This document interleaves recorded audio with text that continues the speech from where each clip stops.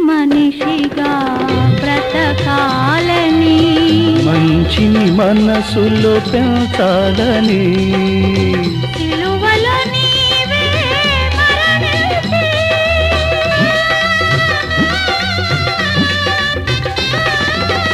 సిలువలో నీవే మరణించి మృత్యువునే నీవు ఎదురించి వెలసిన దేవుడవీవే